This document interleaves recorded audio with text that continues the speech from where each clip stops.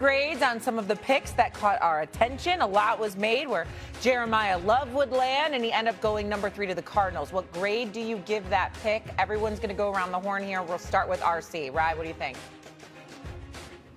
I give this grade an A, and here's why. I know they wanted to trade back, but there was no one at number 3 that was going to be more dynamic, more impactful than Jeremiah Love. And I believe when they couldn't find the right suitor for that pick, they went with the best player that can have the most upside and immediate impact right now, and that's Jeremiah Love, in the same vein of those Saquon Barkleys and Bijan Robinsons.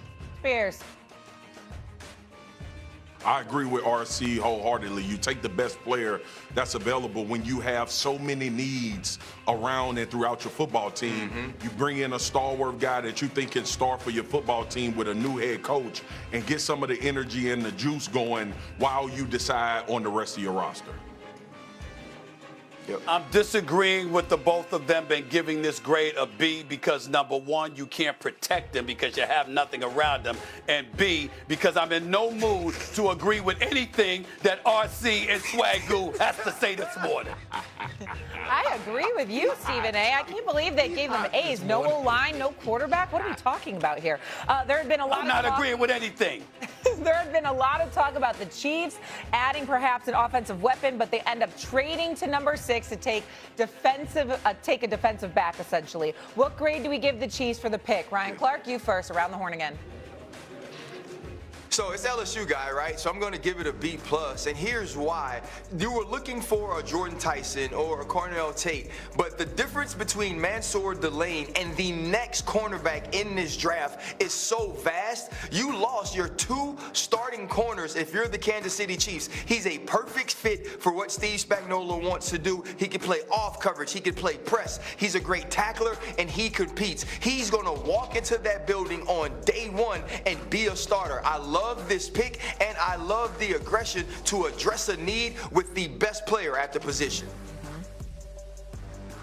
Hey, I'm going to put Stephen A. in a whirlwind because I want to see what he's going to give him. This is an A+ for me. 1, because it's a position of need. 2, because I think you got a high-level cornerback with Steve Spagnuolo, who likes to pressure and put his corners in man-to-man situations. So I love the pick. You see Mansour Delane at LSU, a lot of man-to-man coverage. He won a lot of those reps. You can put him in zone. You can play all of the defensive looks you want to play with him at cornerback. But more importantly, it was a position of need, and you got a high-level player, the best player in the draft at that particular position. It was a position of need, especially after losing Trent McDuffie to the Rams when you moved him away. I understand that, but I'm going to still disagree because I think they need more help on offense for Patrick Mahomes. And again, I'm not agreeing with anything that RC and Swagoo says this morning. So I'm disagreeing. I'm disagreeing. What do you grade it?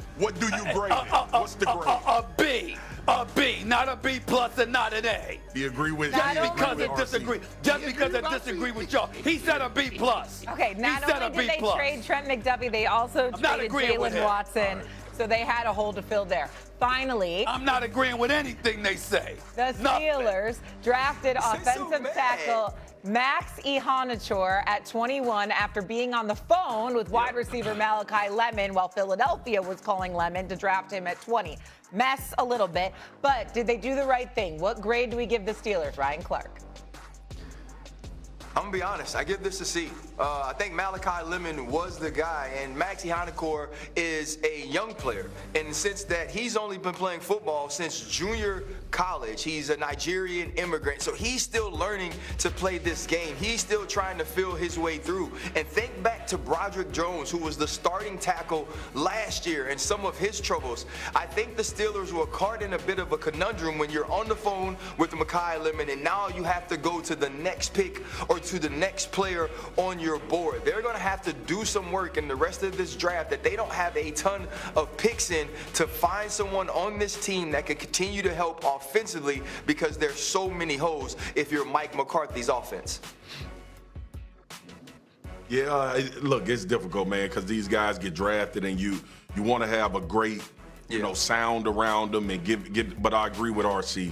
It's a C because it doesn't move anything for me with the Pittsburgh Steelers. I think if you would have went offense, and look, they ran into a conundrum. because I thought Ty Simpson would have been a good choice for them at where they stood. Ty left at 13. Obviously, we just talked about Malachi Lemon. So you go to a position that usually hits in the NFL. Very rarely do you draft an offensive lineman and he doesn't find his way on the field, whether that be at tackle or guard. But like RC said, there's experience, there's development that need to take place.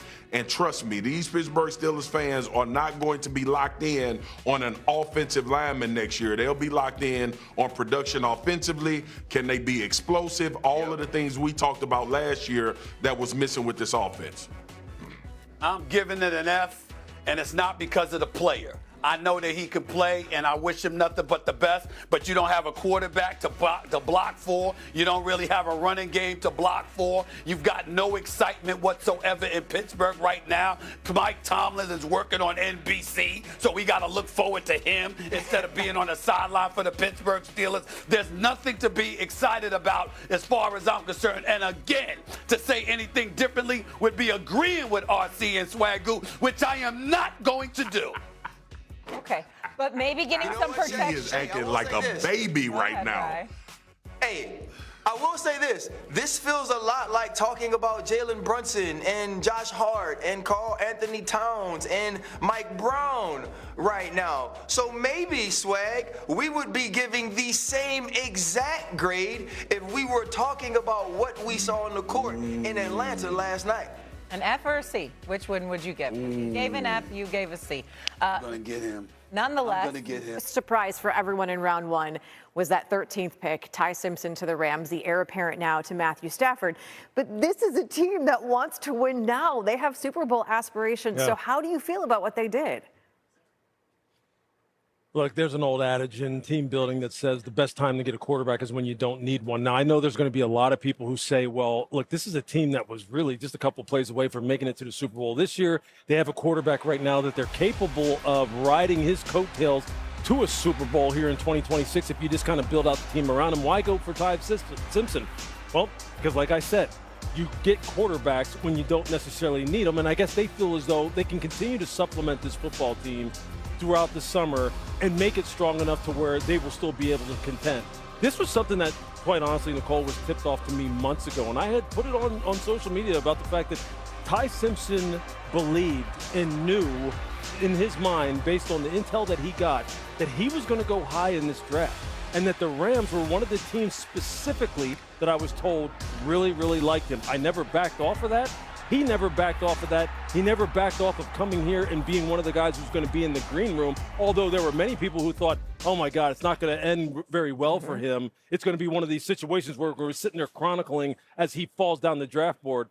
Well, he has the last laugh now, and I think it's the perfect marriage. I think he's going to have a great career there. Okay, so that is what happened, like the middle of the first round. The rest of the way goes with round one officially in the books. Who should be really happy right now?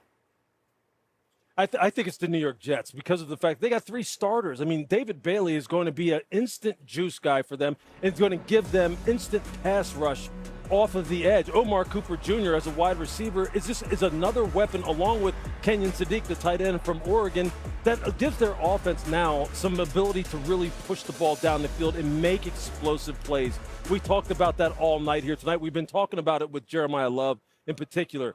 The desire by offensive coordinators to get players who can win games on one play. Kenyon Sadiq can do that. He's a 4.3 tight end who runs 4.3 in the 40 at 240-something pounds, 230-something pounds. Omar Cooper Jr. just made nothing but big play after big play for Fernando Mendoza when he was with Indiana. So I think for the Jets right now, if you're a Jets fan, you have to be thinking, that's about as good as we can expect right here. You got three guys who are going to probably start on day one, and then that eventually when they get that franchise quarterback in next year's draft, if this coaching staff can put it all together and maybe a little bit of lady luck can kind of like fall their way, the Jets right now, things are looking up, I believe. Hold on, buddy. It's really dangerous to hope if you're a Jets fan. Can we have a fit check appreciation moment for this man? I know I just stepped out of the light, but that jacket is fire. And wait, what did you tell me earlier? You're like, tomorrow night's even better? Oh, yeah. Tune in. We call that a tease in this business. It'll be impressive. Thank you.